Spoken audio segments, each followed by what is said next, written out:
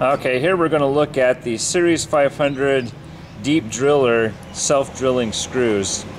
And so we'll go ahead and pull this one out. This is an Ideal brand, 1224 TPI by 50 hex self-drilling Series 500 screw. And you gotta love these screws.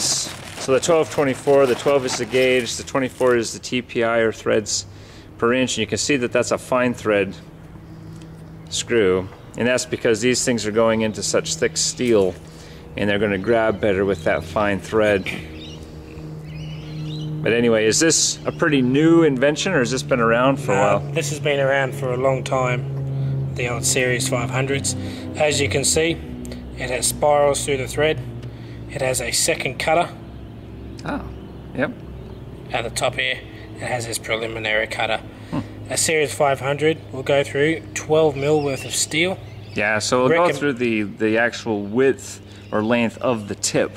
Yes. So if you've got a self-drilling screw, you can actually drill as long as the flutes or the tip.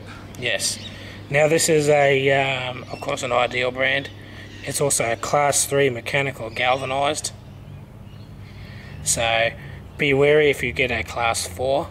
The difference between Class 3 and Class 4 is a thicker coating. Oh, yeah, and that Class 4 will actually keep the tip from being able to grip in and drill. Yeah, yep. Yeah. The thicker the coating, it means that the more coating it has to burn through when it goes through the steel, which means the longer it sits there spinning, the hotter it gets. And the hotter it gets means that the tip isn't going to be able to do its job. It's going to burn out.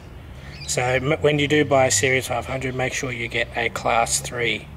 Not a Class 4. Do they all have that secondary drill? Not all brands have them, but I'd actually never seen that before. There's only a few brands that have them, particularly Ideal and BuildX are the two.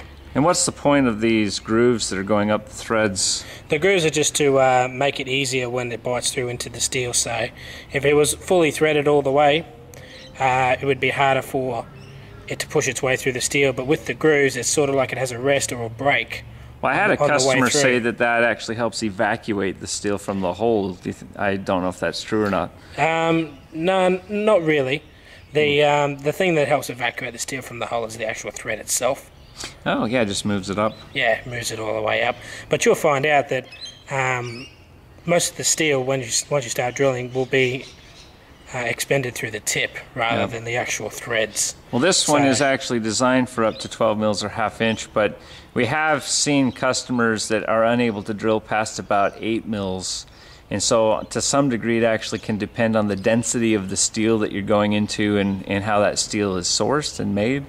If it's made from old auto bodies that are melted down, you may not get past 6 or 8 mil. Because definitely, because it's too inconsistent. The composite steel is much harder.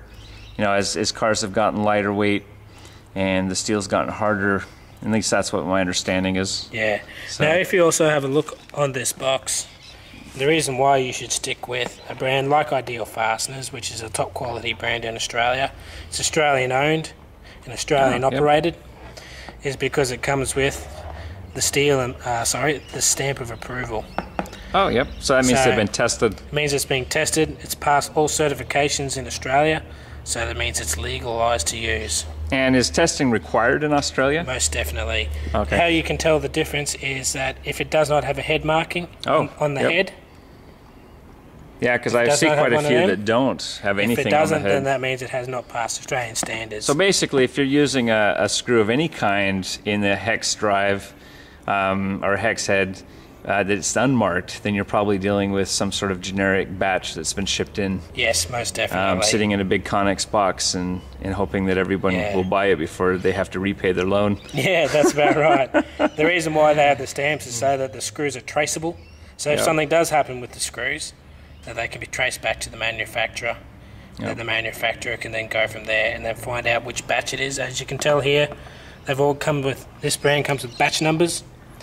So that you can ring up and ask for your batch number and get a full mill certificate as well as all the technical data you need. And so it basically passed. Excludes you from all liability if you can trace that screw back to where it was actually manufactured or tested. Yes. And you can show if there is a bad batch, everybody catches it in time, and we get rid of the screws. Yes. What size do these generally come in? I get asked that a lot on these Series 500s. There's only 3 sizes they come in. They come in a 32 mil, a 50 mil, and a 65.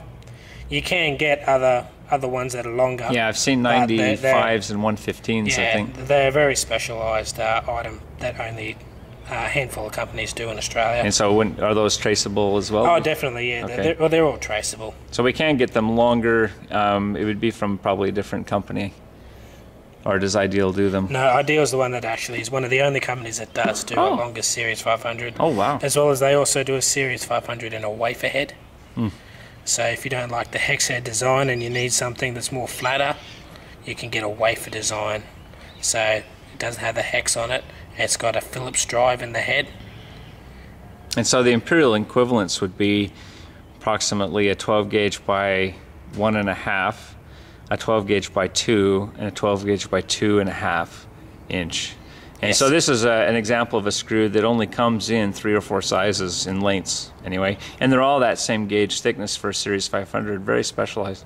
Yes. Can you get these in stainless steel? Yes, you can. You can get a bimetal version, which is, from what I believe, is pretty exclusive to Ideal Fasteners.